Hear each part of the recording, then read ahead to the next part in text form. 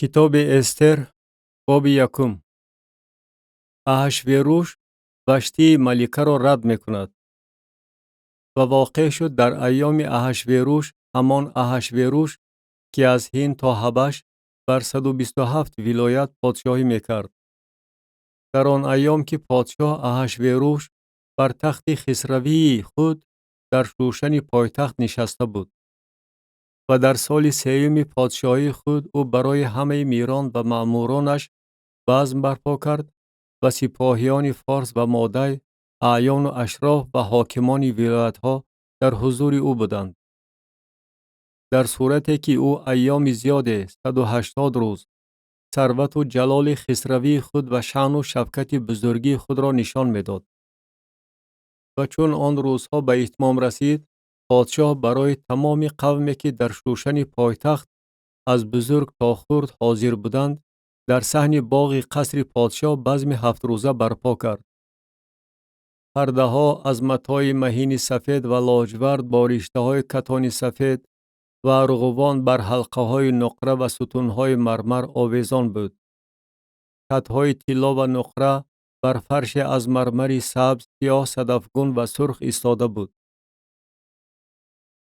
و نوشاکی ها در ظرف های طلا بود و ظرف ها از ظرف های گوناگون شکل عبارت بود و شراب خسروی موافق همت پادشاه فراوان بود. و شراب نوشی به مدعای طبع بود. کسی را مجبور نمی کردند. زیرا پادشاه به همه مأموران خانه خود امر فرموده بود که به دلخواه هر کس عمل کنند. وشتی ملکه نیز در خانه خسروی پادشاه احشویروش بزم برای زنان برپا کرد. در روز هفتم وقتی که پادشاه از شراب دلخوش شد و مهمان بیستا، اربونا، بینتا، ابنتا، زیتر و کرکس 7 خواجه سرایی که به حضور پادشاه احشویروش خدمت می کردند امر کرد که وشتی ملکه را با افسر خسروی به حضور پادشاه بیاورند تا که زیبایی و را به قومان و میران نشان دهد، زیرا که وی خوشرو بود. ولی وشتی ملکه با امری که پادشاه به واسطه خواجه سران فرموده بود نخواست بیاید و پادشاه بغایت خشمگین شده غضبش اندرون او علنگه زد. و پادشاه به حکیمان داننده تواریخ گفت، چون که روش پادشاه این بود که با همه دانندگان قانون و حقوق مشورت کند.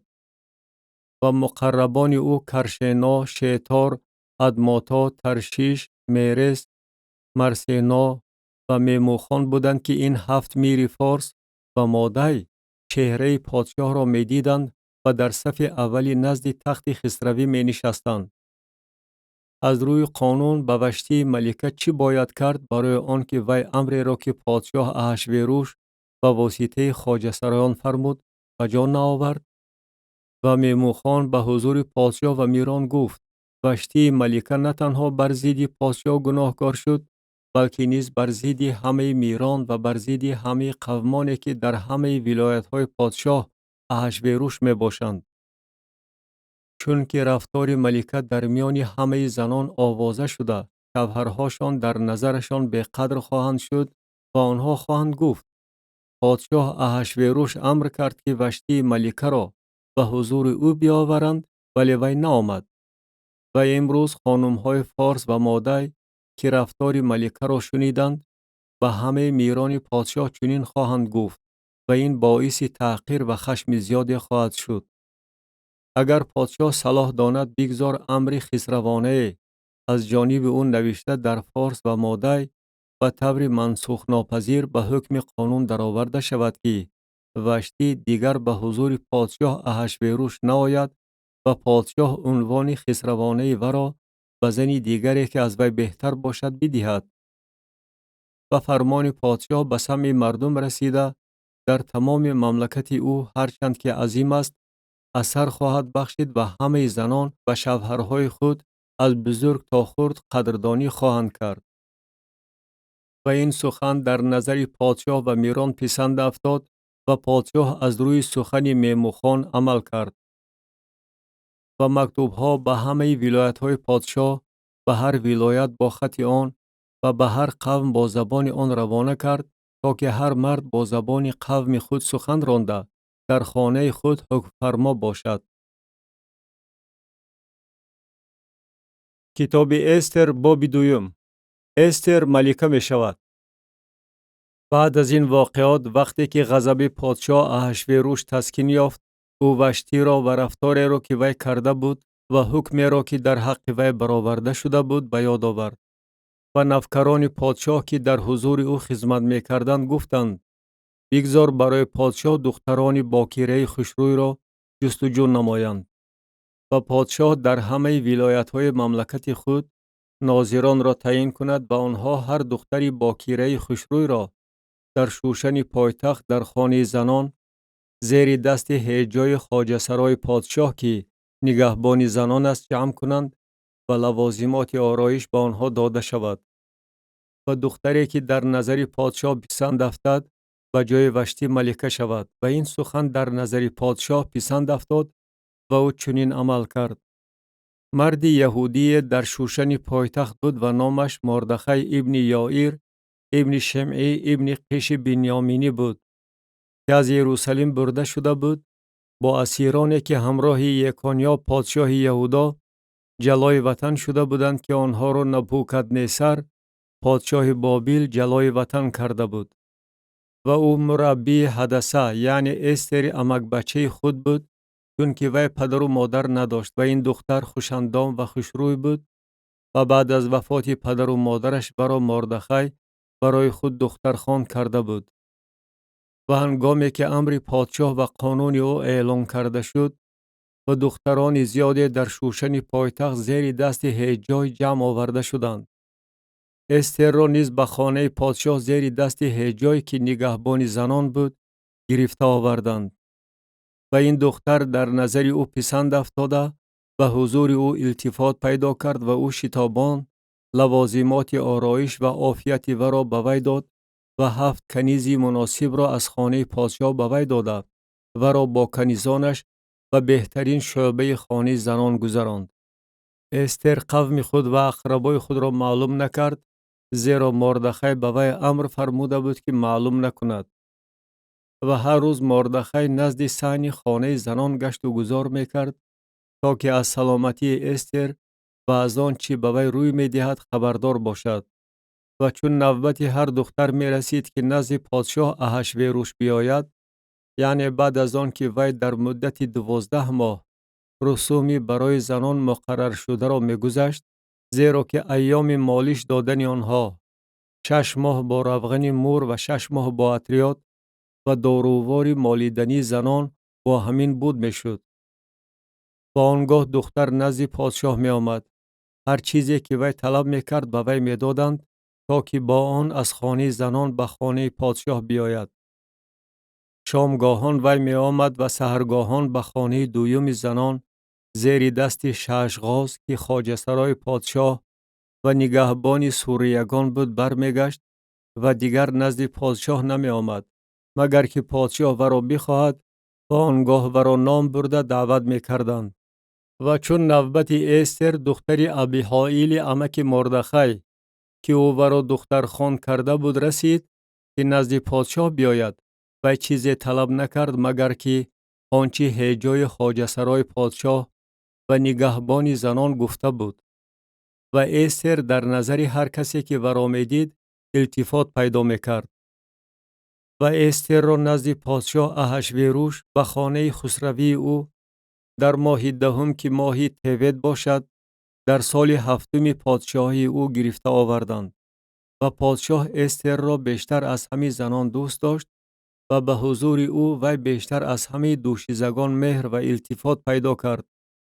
و او تاج خسروانه را بر سر وی گذاشته و را به جای وشتی ملکه گرداند. و پادشاه بزم بزرگ بزم به خاطر استر برای همه میران و ماموران خود برپا کرد و به ولایت ها سبوکی بخشید و با همت خسروانه انعام ها داد.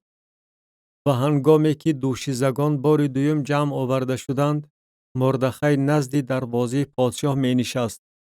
استر اقربای خود و قوم خود را هنوز معلوم نکرده بود، چنان که مردخای به وی امر فرموده بود. و امر مردخای را استر مثل زمانی که نزد او تربیت می گرفت به جا می آورد. مردخای حیات پادشاه را از خطر رها می کند. در آن ایام که مردخای نزد دروازه پادشاه می نشست، دو خواجه سرای پادشاه، بیختان و تارش که از پاسبانان آستانه بودند، در غضب شدند و قصد داشتند به پادشاه احشویروش دست تهدید دراز کنند. ولی مردخای از این حادثه واقف شده به استر ملکه خبر داد و استر آنچه را که مردخای آشکار کرده بود و پادشاه گفت و این حادثه تفتیش کرده شد و درست برآمد و هر دویشان به دار آویخته شدند. و در کتاب وقایع ایام که در حضور پادشاه بود این حادثه نوشته شد. کتاب استر باب 3. سوی قصد هامان. بعد از این واقعات پادشاه احشویروش به هامان ابن حمداتای اجاجی بزرگی بخشیده، او را بلند برداشت و کرسی او را از همه میرانی که با او بودند بالاتر گذاشت و همه ماموران پادشاه که نزد دروازه پادشاه بودند و هامان زانو می زدند و سجده می بردند، زیرا که پادشاه در حق او چنین امر فرموده بود. ولی مردخای زانو نمی زد و سجده نمی برد.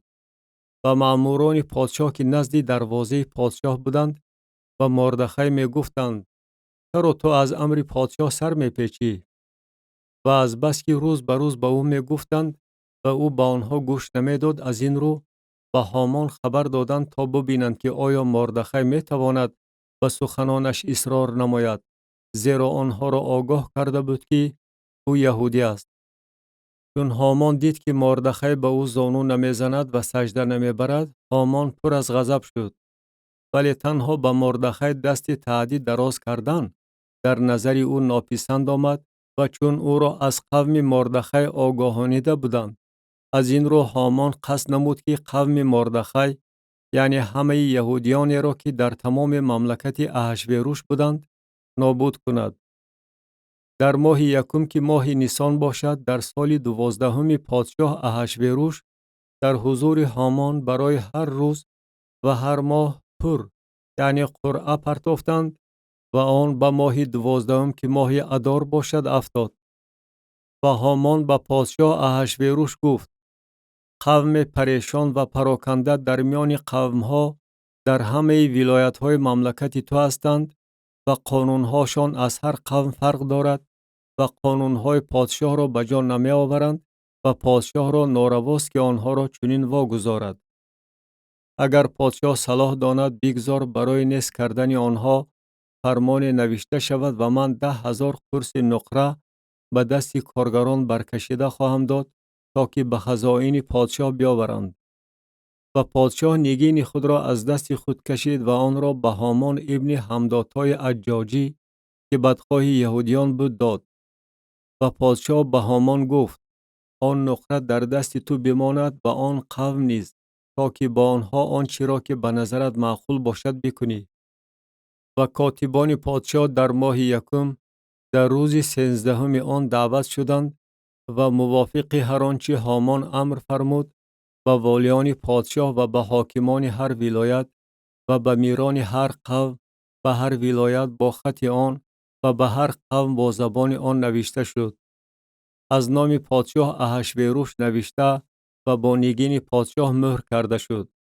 و مکتوبها به واسطه چاپران به همه ولایت‌های پادشاه فرستاده شد تا که همه یهودیان را از جوان تا پیر و طفلان و زنان در یک روز، در روز 13 ماه 12 که ماه ادار باشد نابود کنند، بکشند و تلف نمایند و مال و ملک آنها را تالان و تاراج کنند.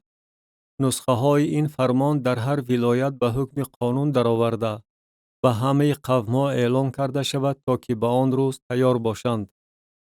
آن چاپران شتابان با امر پادشاه رسیپار گردیدند و آن قانون در شوشن پایتخت منتشر شد و پادشاه و هامان به مینوشی نشستند، ولیکن شهر شوشن در اضطراب افتاد. کتاب استر باب 4. روزه‌داری و اندوه در میان یهودیان. و مردخای از آنچه واقع شده بود آگاهی یافت و مردخای لباس خود را چاک زده پلاس و خاکستر در بر کرد و اندرون شهر رفته فیغان عظیم و تلخ برآورد و تا به پیش دروازه پادشاه رسید، زیرا ممکن نبود که کسی پلاس در تن به دروازه پادشاه درآید. و در هر ولایت و موضعی که امر پادشاه و قانون او رسیده بود، برای یهودیان ماتمی بزرگ و روزه‌داری و گریه و آوازاندازی بود. پلاس و خاکستر برای بسیار کسان بستر شد. و چون کنیزان استر و خواجه سرایان وی آمده به وی خبر دادند، ملکه بغایت مضطرب شد و لباس فرستاد تا که مردخای را بپوشانند و پلاسش را از او دور کنند، ولی او قبول نکرد.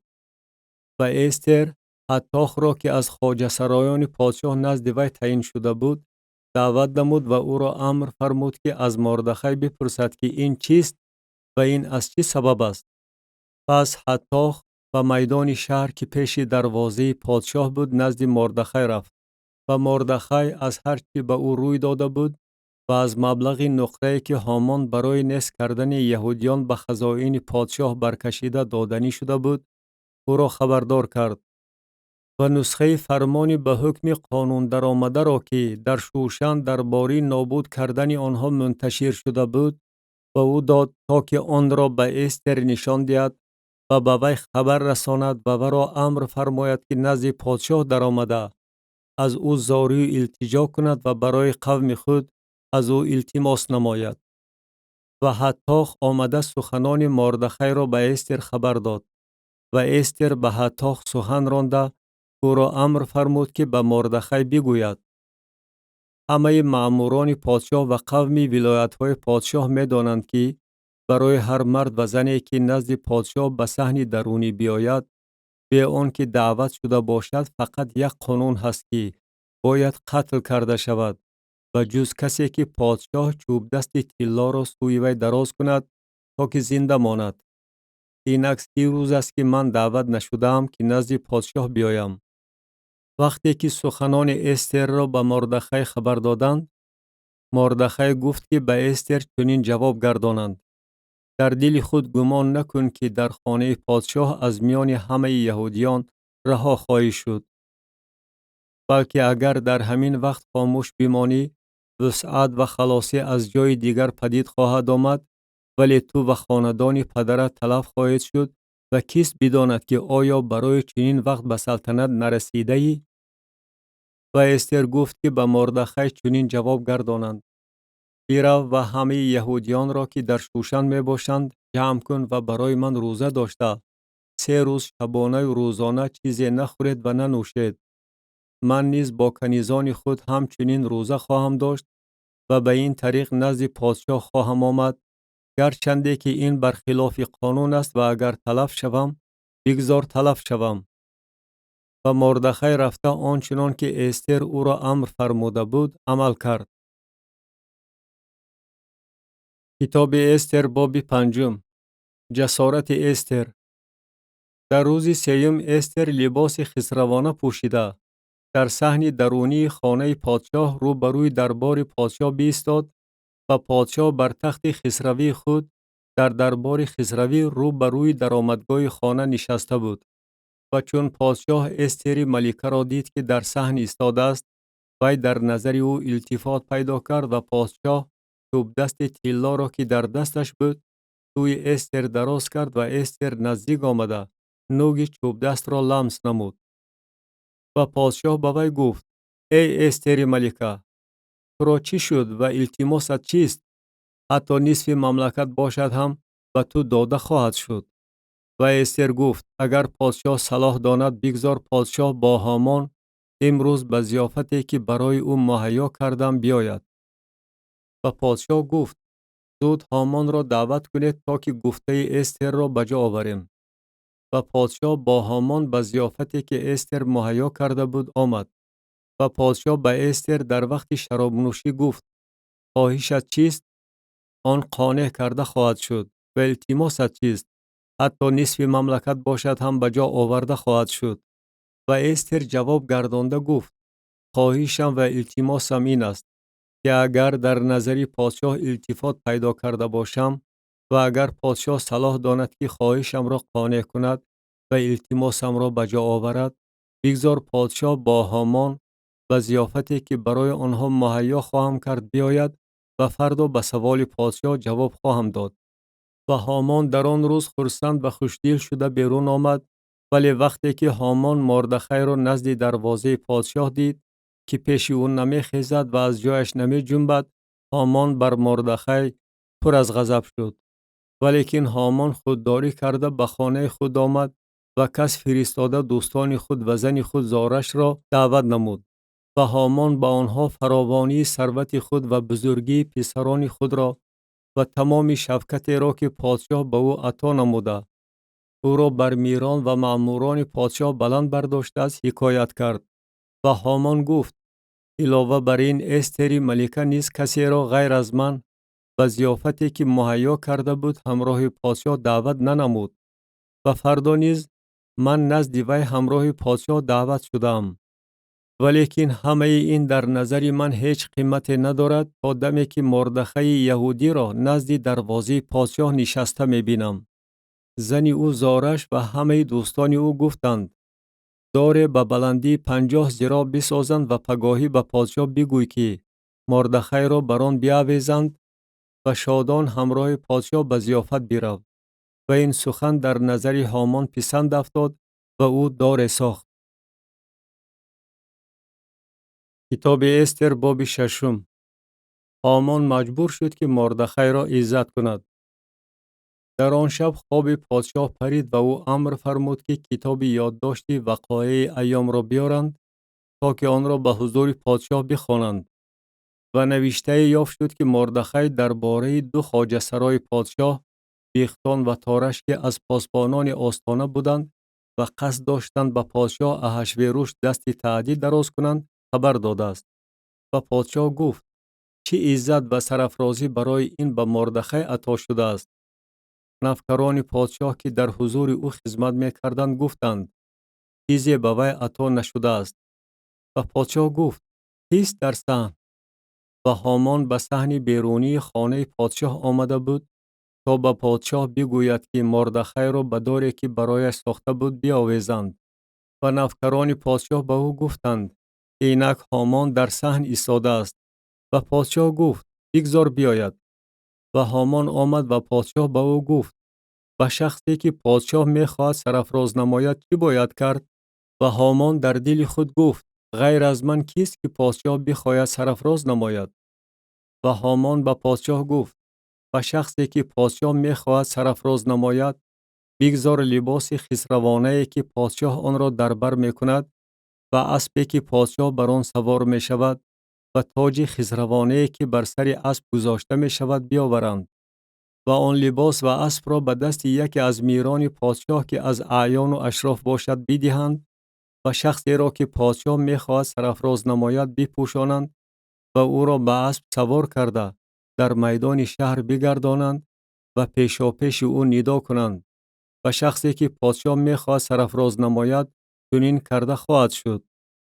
و پادشاه به هامان گفت: کتاب نموده آن لباس و اسب را چنان که گفتی بگیر و به مردخای یهودی که نزد دروازه پادشاه نشسته است چنین بکن.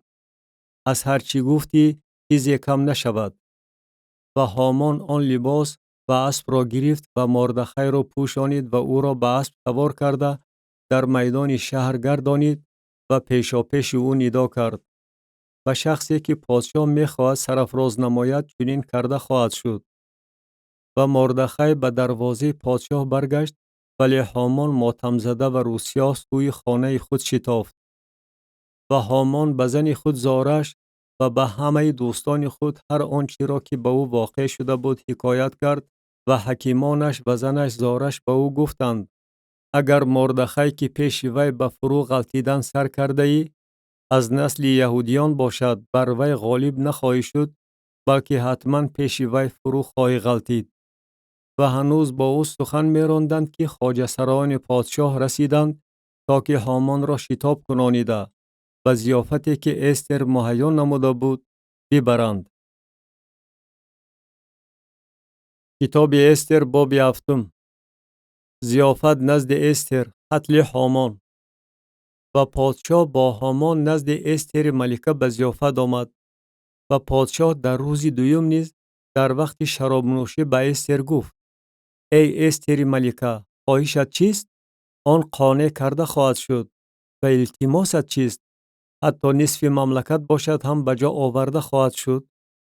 و استر ملکه جواب گردانده گفت: ای پادشاه، اگر در نظر تو التفات پیدا کرده باشم و اگر پادشاه صلاح داند بگذار جان من موافق خواهش من و قوم من موافق التماس من به من بخشیده شود، زیرا که من و قوم من فروخته شده ایم تا که نابود، کشته و تلف شویم. و اگر به غلامی و کنیزی فروخته می شدیم، من خاموش می ماندم، گرچنده که عدو به ضرر پادشاه نمی ارزد. و پادشاه احشویروش به سخن آغاز نموده به استر ملکه گفت: آن کس کیست و آن کس کجاست که دلش جرأت نموده است چنین عمل کند؟ و استر گفت: آن شخص عدو و دشمن همین هامان شریر است. و هامان به حضور پادشاه و ملکه به دهشت افتاد. و پادشاه با غضب از شراب نوشی خسته به باغ قصر برآمد و هامان آنجا ماند تا که از استر ملکه برای جان خود التماس نماید، زیرا دید که از جانب پادشاه و سرش بلای خواهد آمد. و هنگامی که پادشاه از باغ قصر به خانه شراب نوشی برگشت، هامان بر نیمکتی که بالایش استر بود فرو غلطیده بود. و پادشاه گفت: آیا به ناموس ملکه نیز به حضور من در خانه تجاوز می کند؟ همین که این سخن از دهان پادشاه برآمد، روی هامان را پوشانیدند.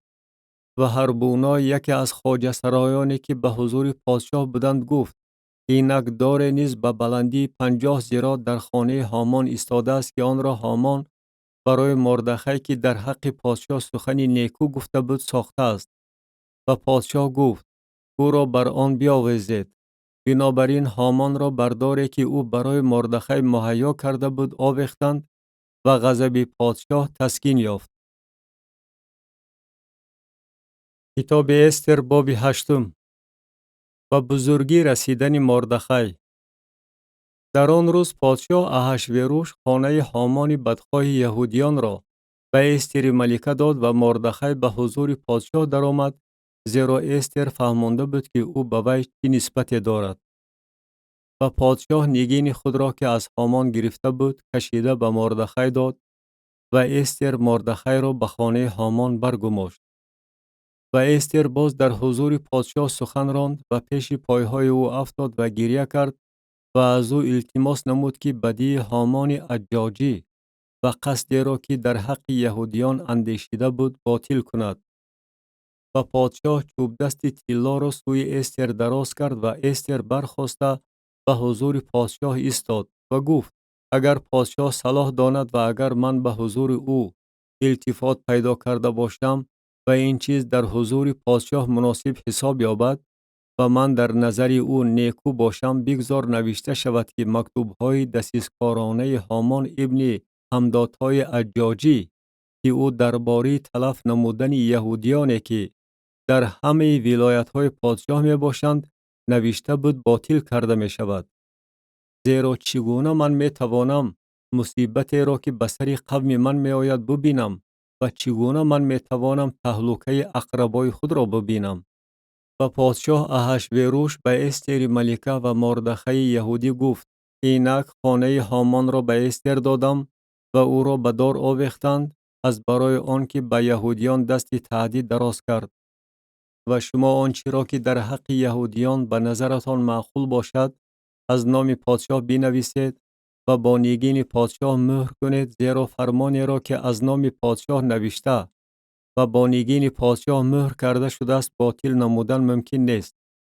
و آنگاه در ماه سیوم که ماه سیوان باشد، در روز 23 آن کاتبان پادشاه دعوت شدند و موافق هر آنچه مردخای امر فرمود به یهودیان و به والیان و حاکمان و میران ولایت ها که از هند تا حبش 127 ولایت بودند، و هر ولایت با خط آن و به هر قوم با زبان آن و به یهودیان با خط آنها و با زبان آنها نوشته شد.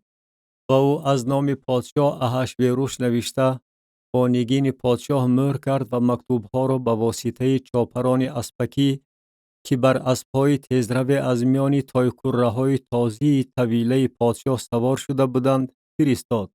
در آن مکتوبها پادشاه به یهودیانی که در هر شهر می باشند اجازت داده است که جمع شده برای محافظت جان خود ایستادگی نمایند، تمام اقتدار قوم و ولایت را که با آنها عداوت دارند با یکجایگی طفلان و زنانشان نابود کنند، بکشند و تلف نمایند و مال و ملک آنها را تالان و تاراج کنند. در یک روز در همه ولایت‌های پادشاه احشویروش در روز 13 ماه 12 که ماه ادار باشد، نسخه های این فرمان در هر ولایت به حکم قانون درآورده و همه قوم ها اعلان کرده شود تا که یهودیان به آن روز برای انتقام گرفتن از دشمنان خود تیار باشند. آن چاپران بر اسب‌های تیزروی که از طویله پادشاه به سوار شده سراسیمه‌وار و شتابان با امر پادشاه راسپار گردیدند و این قانون در شوشن پایتخت منتشر شد و مردخای از حضور پادشاه با لباس خسروانه لاجورد و سفید و با افسری بزرگ طلا و با قبای کتان ارغوانی بیرون آمد و اهل شهر شوشن شاد و خرسند شدند. برای یهودیان رفشنی و خرسندی و شادمانی و سرافرازی بود و در هر ولایت و شهر در هر جایی که امر پادشاه و قانون او رسید برای یهودیان خرسندی و شادمانی بزم و عید بود و بسیاری از قوم‌های این سرزمین یهودی شدند، زیرا که ترس یهودیان آنها را فرا گرفته بود. کتاب استر باب 9. یهودیان از دشمنان خود انتقام می‌گیرند.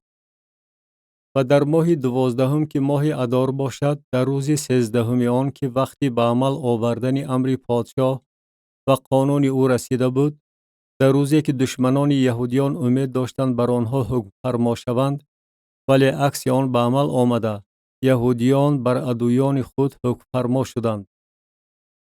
یهودیان در شهرهای خود در همه ولایت‌های پادشاه احشویروش جمع شدند تا که به بدخواهان خود دست تعدی دراز کنند و هیچ کس پیش آنها نتوانست ایستادگی نماید، چون که ترس آنها همه قوم‌ها را فرا گرفته بود. و همه میران ولایت‌ها و والیان و حاکمان و عملداران پادشاه یهودیان را دستگیری می‌کردند، چون که ترس مردخای آنها را فرا گرفته بود.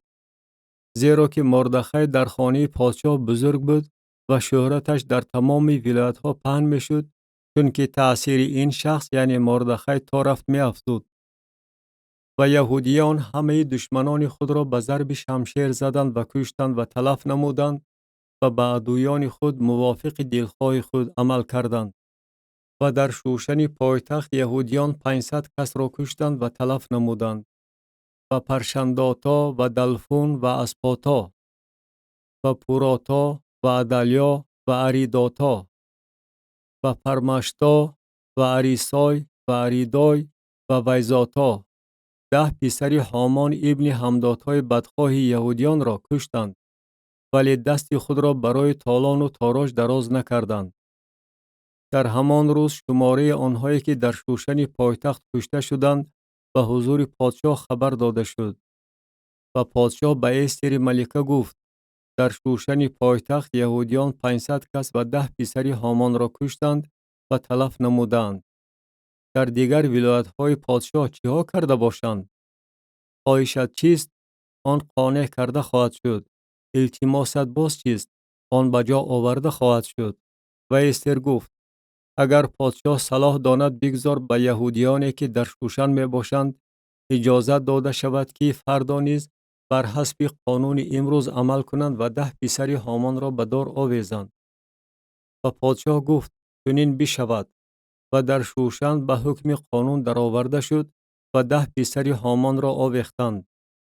و یهودیانی که در شوشن بودند در روز 14 ماه ادار نیز جمع شدند و در شوشن 300 کس را کشتند، ولی دست خود را برای تالان و تاراج دراز نکردند.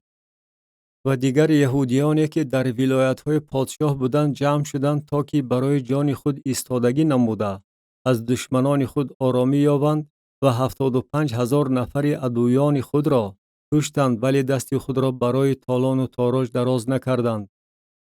این در روز 13 ماه ادار به وقوع آمد و در روز 14 آن آرامی یافتند و آن را روزی بزم و شادمانی کردند.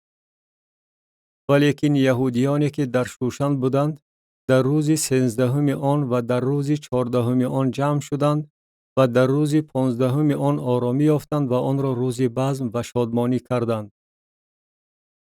بنابراین یهودیانی از حصار بیرون، یعنی آنهایی که در شهرهای به حصار سکونت دارند، روز 14 ماه ادار را روزی شادمانی و بزم و عید می گردانند و هدیه ها به همدیگر می فرستند. و مردخای این سخنان را نوشته و همه یهودیانی که در همه ولایت های پادشاه احشویروش بودند و جایهای نزدیک و دور مکتوب ها فرستاد. تأسیس عید پوریم تا آنها را عهده‌دار نماید که روز 14 ماه ادار و روز 15 آن را هر سال عید کنند، همچون روزهایی که در آنها یهودیان از دشمنان خود آرامی یافتند و همچون ماهی که برایشان اندوه به شادمانی و ماتم به عید مبدل شد. این روزها را روزهای بزم و شادمانی گردانیده هدیه ها به هم دیگر و بخشش ها به بینوایان بفرستند.